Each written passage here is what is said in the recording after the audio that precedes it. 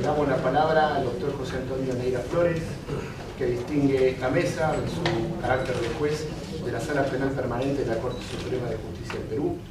Es profesor de Derecho Procesal Penal y Técnicas de Litigación Oral en las Universidades Nacionales de Mayor de San Marcos, San Martín de Porres, Pontífica Universidad Católica del Perú y la Academia de la Magistratura. Bien, muchas gracias. ¿Cuántos minutos tengo en primer lugar? ¿Cuántos minutos tengo? 15 minutos. Vamos a adecuarnos a ello. Muchas gracias, señor moderador. No puedo perder el tiempo, perdone que utilice el término saludar a todos, me encantaría, pero al final, si desean, saludamos como los españoles a las mujeres, 2 besitos, a mí los hombres un abrazo. Cuando regrese a Perú me voy a quedar con esa costumbre y las chicas la verdad no lo van a aceptar, porque el máximo es un besito en cada mejilla y con cuidado, ¿no? Pero bueno, menos mal que todavía tengo hasta el 26 para seguirme entrenando. Bueno, en realidad en mi país hay una reforma de la justicia penal que se ha iniciado en julio del 2006. Estamos pasando de un modelo inquisitivo a un modelo acusatorio, oral contradictorio. El juez es un tercer imparcial, esto es como un triángulo, el juez preside la vértice principal, a la derecha está el señor fiscal, a la izquierda está el defensor, y la idea es que el juez le exija la verdad al señor fiscal. Él acusa, que pruebe su acusación. Tenemos que contar con un defensor que en realidad, teniendo en cuenta que este es cautiva, conozca la ley, la doctrina, la jurisprudencia, que su presencia sea real, no sea simbólica, porque para eso tenemos una persona comprendida en el caso que es un profano y creemos que el abogado debe ser un experto y por lo tanto debe hacer un test de credibilidad de la información que el abogado le propicia al juez. La idea es que haya contradicción y por lo tanto el juez en mi país, igual que en Europa continental, porque el modelo de mi código es así, europeo continental, puede actuar prueba de oficio. O sea, solo cuando el juez dude de la autenticidad de alguna prueba del señor fiscal o de la defensa para corroborar su fiabilidad puede hacerlo, entonces hacemos lo que se llama la prueba sobre prueba o la prueba complementaria. Más allá de eso, afectaríamos la independencia de los jueces, porque hay que recordar que en España y que cualquier país que tenga un modelo procesal que se origine de Europa continental tiene que tratar de descubrir la verdad, aunque esta sea relativa, y tenemos que proveer justicia. Nosotros no estamos en un modelo anglosajón, adversarial, donde intentamos resolver conflictos, donde los jueces seamos árbitros, y eso hay que tenerlo muy claro. En Latinoamérica y Centroamérica hemos tenido muchos problemas porque había una influencia norteamericana a través de profesores de Puerto Rico, y se ha producido un cortocircuito en la cabeza de muchos operadores de nuestros países, y creo que eso no es bueno. Entonces, hoy día en Perú, por lo menos a 8 años de reforma, ya se ha establecido cómo camina esto, y además de lo que mi colega, el profesor Miranda, hablaba sobre la investigación preparatoria, depende de eso. Se supone que el fiscal es el director de la investigación, cuenta con su brazo operativo la policía. Estamos construyendo una buena relación para evitar que haya conflicto y se entienda que esto solamente es en el ámbito penal. O sea, los dos tienen que sumar, tiene que haber retroalimentación, y como veo que la mayoría son abogados, también creo que sería bueno decir que el abogado, el fiscal, desde el comienzo lo que tiene que elaborar es un plan, una estrategia, una visión de a dónde quiere llegar y cuáles son los pasos que tiene que dar para ver si eso es el final. En un modelo anglosajón eso se llama teoría del caso, en un modelo español se llama estrategia del caso. O sea, la idea es que no es que voy a engañar al juez, sino que la idea es que lo que tengo que lograr es un resultado sobre la base de una pretensión. Obviamente, si ustedes defienden a las personas, normalmente en un sistema anglosajón, del 100% de imputados en la primera entrevista que tienen con su abogado, el 100% le miente y le dice que es inocente. Nunca un abogado va donde un juez a contar la historia que le dice la persona que va a patrocinar. Obviamente tiene que escucharlo, le está pidiendo la defensa, le va a pagar honorarios, pero tiene que confirmar siempre lo que él está diciendo. Porque obviamente lo que quiere el imputado es que lo liberen de responsabilidad, y puede ser que haya un abogado irresponsable que le ofrezca el oro y el moro, y siempre sabe que si le da esperanza puede cobrar honorarios y al final el resultado va a ser adverso.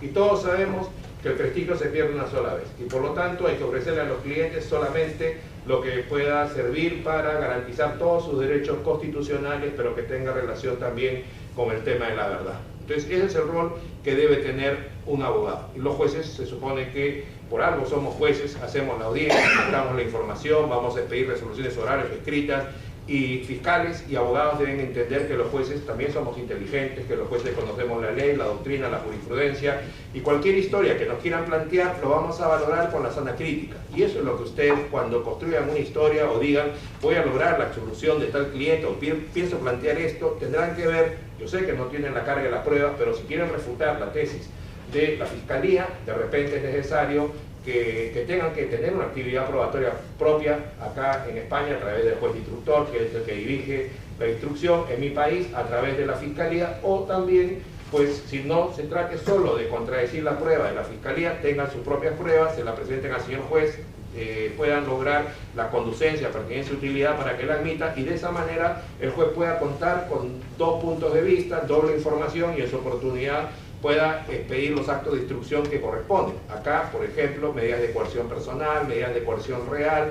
En mi país, en Perú, inclusive, una vez que termine lo que se llama instrucción, en Perú investigación preparatoria, el fiscal debe tomar una decisión, si hace una acusación o si emite un archivo. Pero en Perú hay un control no solo sobre la forma de la acusación, o sea, no solamente de que debe haber las generales de ley, debe haber los hechos, los elementos de convicción, sino también sobre el tema material, porque vamos a una audiencia donde el fiscal oralmente va a presentar su caso versus el abogado defensor, y entonces el juez, su función principal, igual que en España, es el principio de legalidad, tiene que controlar entonces que en el caso concreto se den los elementos de la teoría del delito.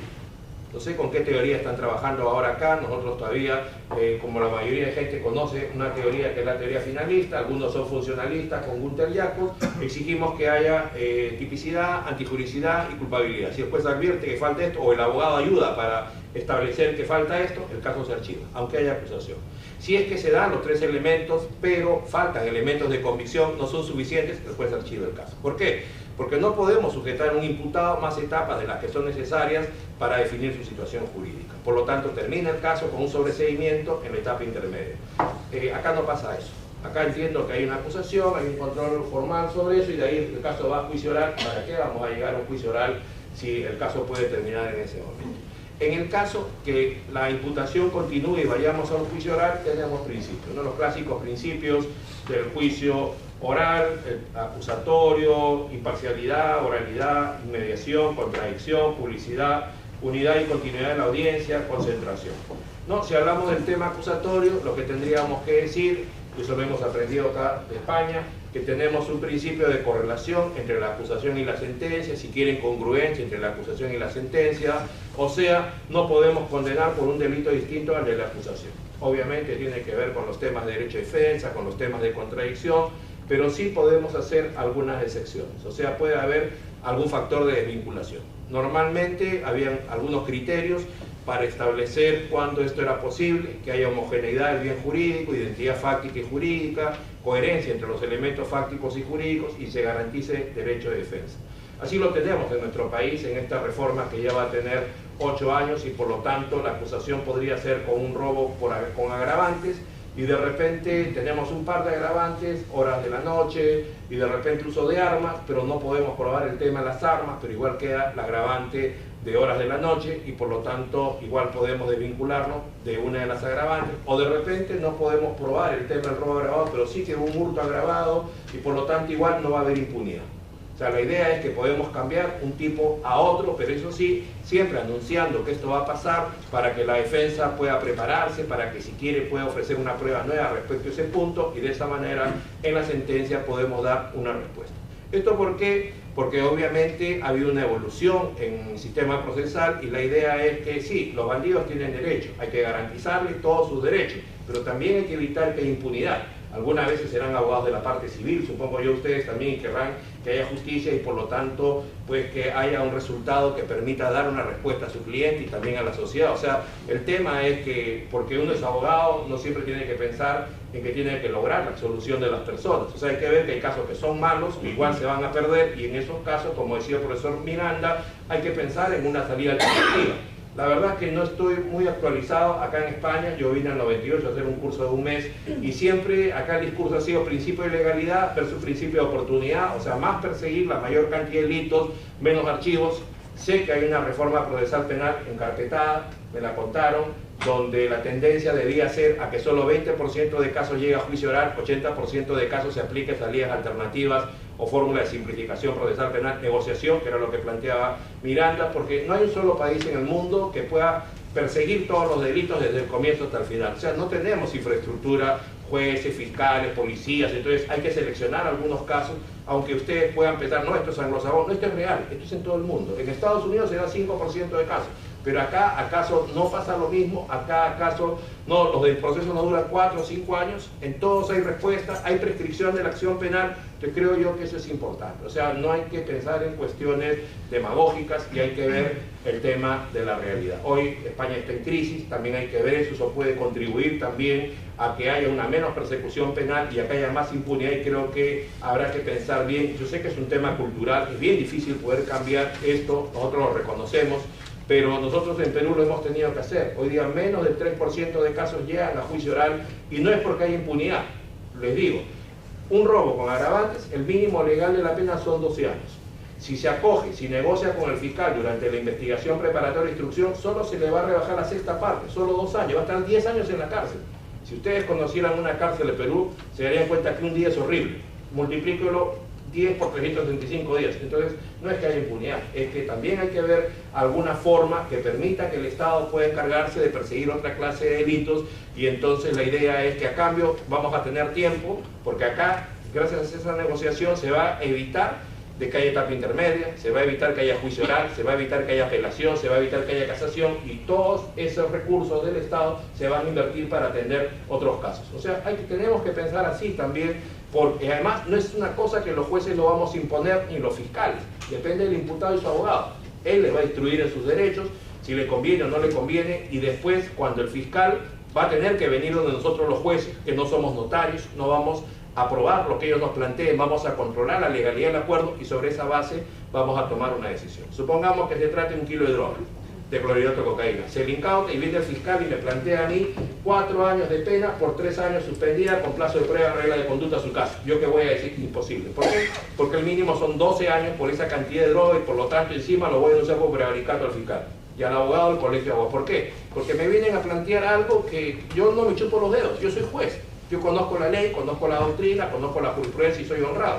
Entonces, ese es el tema, que todos nos vamos a controlar. Si yo como juez apruebo un acuerdo que sea ilícito, seguramente que también va a haber una responsabilidad en mi contra. Entonces, los abogados conocen eso. O sea, la primera regla, la primera obligación que tiene un abogado cuando va a actuar un caso es conocer al juez.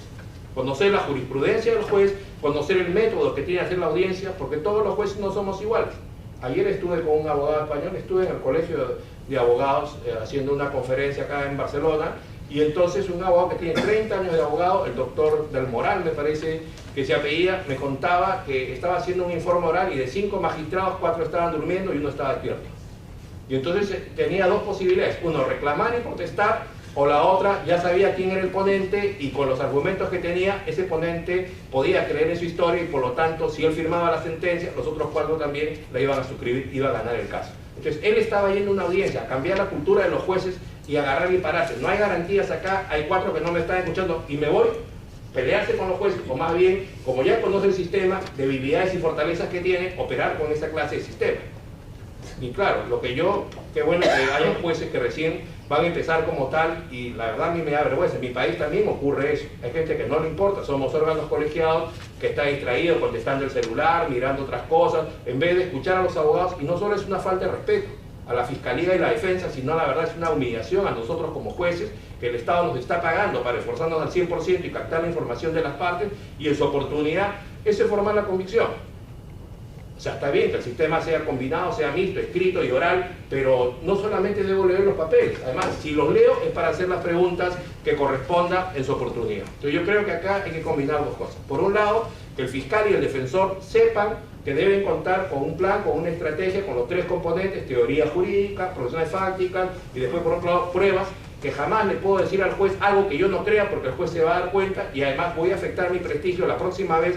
No me va a hacer caso el juez, y por otro lado, en el tema de los jueces. O sea, los abogados nos debemos formar en lo que se llama litigación oral, cómo se hace un alegato de apertura, de clausura. Si acá, si bien es cierto, en los juicios orales no se hace alegato de apertura, pero hay otra clase de audiencias donde van a tener que hacer el uso de la palabra, y la idea es que, aunque no le quieran poner límites acá al uso de la palabra, les digo que ya sé que acá los dejan hablar todo lo que quieran, pero ponen piloto automático, o sea, no los escuchan. Conclusión, entonces debo entender, como dice don Ángel Osorio en El arma de la toga, la brevedad de los alegatos es el manjar de los jueces. Por lo tanto, un fiscal o un defensor debe utilizar la menor cantidad de tiempo posible.